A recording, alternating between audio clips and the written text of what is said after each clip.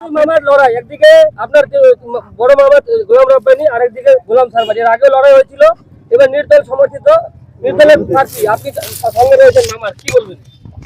রাজনীতিতে মামা ভাগনা কাকা ভাজ্জা হয় না, এটা টিএমসি তো হয় মমতা বন্দ্যোপাধ্যায়, হ্যাঁ, আর তারপর ওর ভাইপো হচ্ছে অভিষেক বন্দ্যোপাধ্যায়।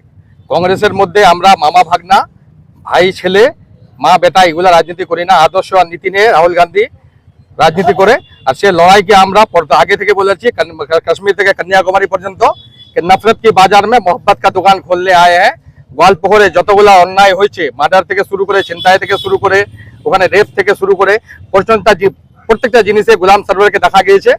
আমরা ভিক্টরের লিডারশিপে, ভিক্টর একটা এরকম নেতা যে মানুষের জন্য চাকুলিয়া থেকে গোয়ালপুকুর থেকে করণদিঘি ইসলামপুর পর্যন্ত লড়াই করে, সে লড়াইটাকে মানুষের স্বার্থে আমরা লড়াই মাঠে নেমেছি। ভিক্টর শুধু একজন পলিটিক্যাল লিডার বলে হবে না, ভিক্টর হচ্ছে মাস লিডার, জনগণের লিডার। ভিক্টরের পার্টি কংগ্রেস হতে পারে, কিন্তু ভিক্টর যখন দাঁড়ায় সামনে, উনি জনগণের হয়ে দাঁড়ায়, উনি পার্টির হয়ে পরে দাঁড়ায়। আপনার স্ট্যান্ড পয়েন্ট কি? আপনি তো কংগ্রেসের একজন নেতৃত্ব দিচ্ছেন গল্পপুরে, এখন আপনার একজন মামা তো তৃণমূলের।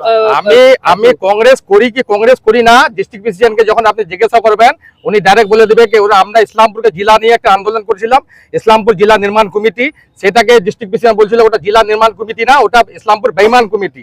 ইসলামপুরের মানুষের স্বার্থের জন্য আমরা একটা আন্দোলন করেছি, করণদিঘি থেকে শুরু করে নিয়ে চোপড়া পর্যন্ত ইসলামপুরকে জেলা চাই।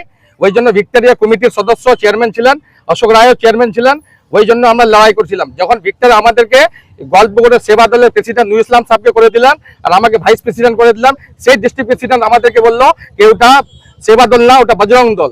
তো আমরা কংগ্রেস করি কি করি না সেটা আগে ডিস্ট্রিক্ট প্রেসিডেন্ট আর ব্লক প্রেসিডেন্টের কাছে সার্টিফিকেটটা নিয়ে নেন। আমরা জনগণের হয়ে গল্পপুরের মধ্যে লড়াইতে থাকবো, আর আমি গল্পপুরের জন্য সার্ভারের জন্য লড়াই করবো, মানুষকে পরিবর্তনের জন্য লড়াই করবো।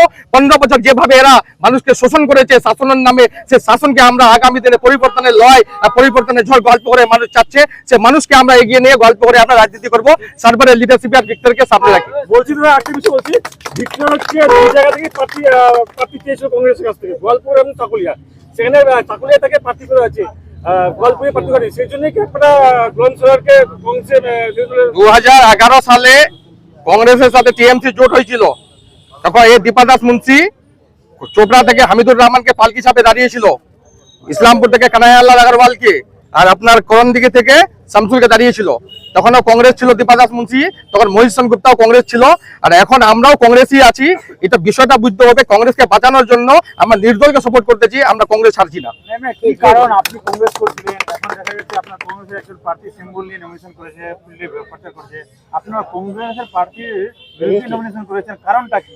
সে কংগ্রেসের প্রার্থী নয়, সে গোলাম রব্বানী সাহেবের প্রার্থী। উনাকে দাঁড়িয়েছে সেটিং আর মিটিং এর মাধ্যম থেকে।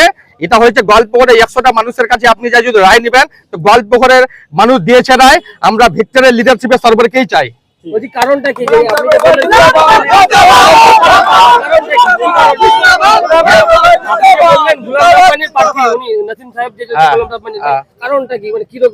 কারণটা যে মানুষটা 2021 সালে 3 নম্বরে ছিল, সে মানুষটা আবারও 3 নম্বর 4 নম্বরে চলে যাবে, সুযোগ সুবিধাটা কে পাবে বেশি? আপনি দেখে নেন, অঙ্কটা মিলাই নেন, আমার অঙ্কটা ভুল থাকলে তারপর আপনি আমাকে বলবেন। দল বিরোধী কাজ আমরা বুঝি না, মানুষের জন্য যদি দল বিরোধী কাজ হয় এরকম আমরা 1000টা দল বিরোধী কাজ করবো।